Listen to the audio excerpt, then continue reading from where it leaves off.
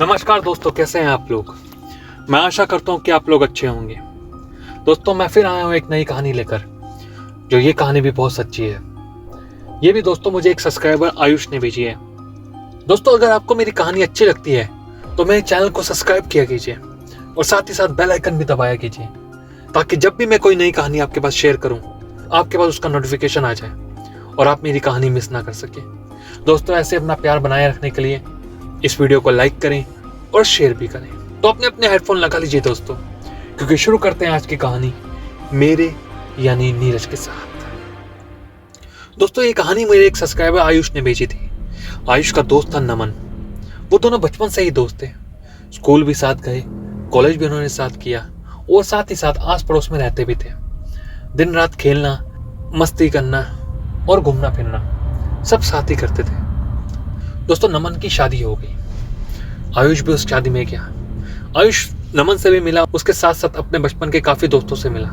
आयुष और उसके सारे दोस्त नौकरी वगैरह करते थे। नमन की शादी के बाद नमन में अपनी फैमिली में काफी बिजी हो गया और वह बाकी दोस्तों से आयुष से भी मिलना काफी बंद हो गया था। एक दिन अचानक आयुष को नमन का फोन आता है और घबराते घबराते आयुष से मिलने के लिए बोलता है। आयुष और नमन शादी के बाद बहुत टाइम के बाद मिल रहे थे।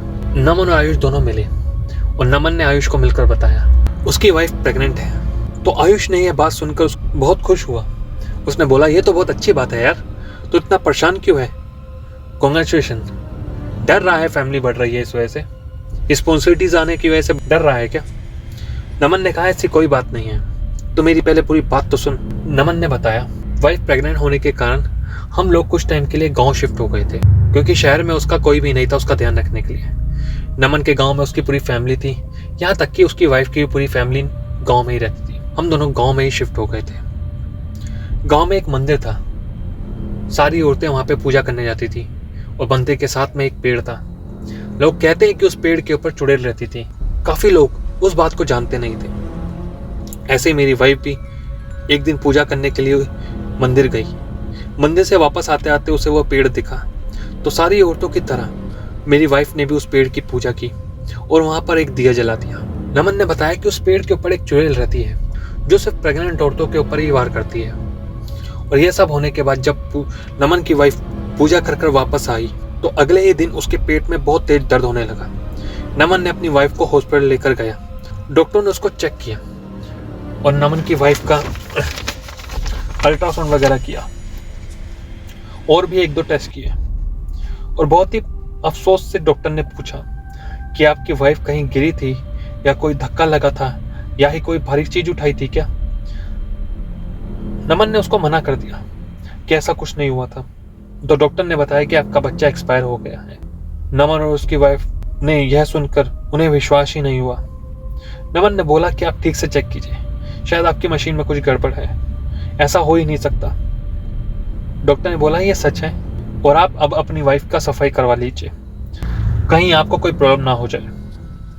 नमन ने बोला, ऐसा कुछ नहीं है, मैं किसी और डॉक्टर के पास जाऊंगा, तुम रहने दो।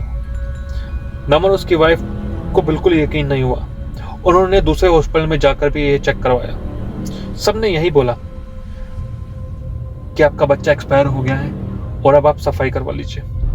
नमन और उसकी वाइफ बिना सफाई करवाए घर वापस आ गए और यह बात उसने अपनी फैमिली को बताई। नमन की मम्मी गांव में रहने वाली एक औरत को बुलाया। वो औरत दाई भी थी और पूजा पाठ कर कर ऊपरी चीजों को हटाने वाली भी थी।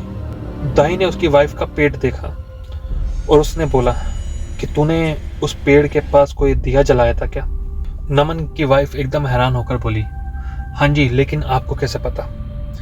कहती उस पेड़ के पास चुड़ैल रहती है और वो तेरे पीछे पड़ गई है और वो तुझे मारकर ही छोड़ेगी। नमन रोने लगा और बोला, अम्मा कुछ करो। अम्मा ने बोला, तो घबरा मत, इस बच्चे को धरती पर आना ही होगा, मैं पैदा करके ही रहूंगी इस धरती पर।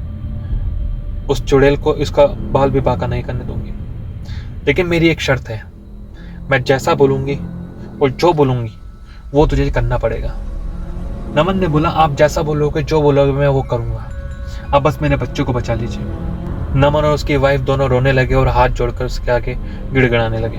अम्मा ने बोला, जब तक बच्चे की डिलीवरी नहीं होती तब तक तेरी बहू किसी भी कारण से घर से बाहर नहीं निकलेगी। और मैं आज रात को कुछ पूजा करूंगी, क्योंकि आज अमावस्या की रात है और आज मुझे इस बच्चे के बदले उस चुड़ैल को किसी की बलि देनी होगी। तो कुछ भी ढूंढ जो अपनी बलि दे सके। तो ऑप्शन में अमन ने बकरे की सलाह दी। तो अम्मा ने बोला हाँ बकरा चलेगा। अमन बकरा लेके आया और अम्मा ने पूजा की तैयारी कर ली और पूजा करने लगी। पूजा खत्म होने के बाद ही बकरे की बलि दी गई और सब अपने अपने घर चले गए। नमन की वाइफ को चौथा महीना लग चुका था और सुबह होते ही नमन की वाइफ को ऐसा लगा कि उसके पेट में कोई हलचल कर रहा है, जैसे बच्चा मूवमेंट कर रहा हो। 6 महीने तक नमन की वाइफ घर से पैर बाहर नहीं निकाला। जैसे ही वो किसी भी काम से बाहर जाती तो उसको ऐसा लगता कि उसके शरीर में थकावट आ गई है और उसका बच्चा मर गया है। 9 महीने बीत चुके थे और उसका पेट और मूवमेंट धीरे धीरे बढ़ने लगा था। 9 महीने के बाद उसका पेट पूरा बढ़ गया था। जब डिलीवरी का टाइम आया तो अचानक उसके पेट में दर्द होने लगा। तो अम्मा ने ही उसका घर पर ही डिलीवरी की और जैसा कि अम्मा ने कहा था उसका बच्चा अच्छे से पैदा हुआ और बहुत ही हेल्दी पैदा हुआ। बच्चे के पैदा होते ही नमन और उसकी वाइफ बहुत ही खुश होने लगी। उसका पूरा परिवार खुश था। उन्होंने अम्मा के आगे हाथ जोड़े और अम्मा ने उनको आशीर्वाद दिया कि आज के बाद तुझे कुछ नहीं होगा और ये बच्चा अच्छा रहेगा, इस बच्चे को भी कुछ नहीं होगा। दोस्तों आज वो बच्चा 12 साल का है और ये कहानी बिल्कुल सच है। ये कहानी राजस्थान की है और मुझे जब आयुष ने इस कहानी सुनाई तो एक बार तो मुझे भी हैरानी हुई कि ये ऐसा कैसे हो सकता है।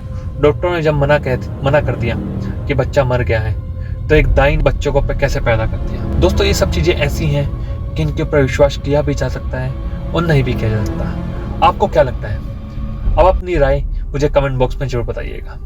तब तक के लिए इस कहानी को यहीं ख़त्म करते हैं। तो ये थी मेरी आज की कहानी। दोस्तों अगर आपको मेरी कहानी अच्छी लगी हो तो आप मेरे चैनल को सब्सक्राइब करें, लाइक करें और जितना ज़्यादा हो सके इस वीडियो को शेयर करें और साथ ही साथ बेल आइकन को भी प्रेस करें ताकि जब भी मेरी अगली वीडियो कोई आए उसका नोटिफिकेशन आपके पास आ जाए और आप मेरी कहानी मिस ना कर सकें। तब तक के लिए दोस्तों थैंक यू सो मच और अपना ध्यान रखें और खुश रहें।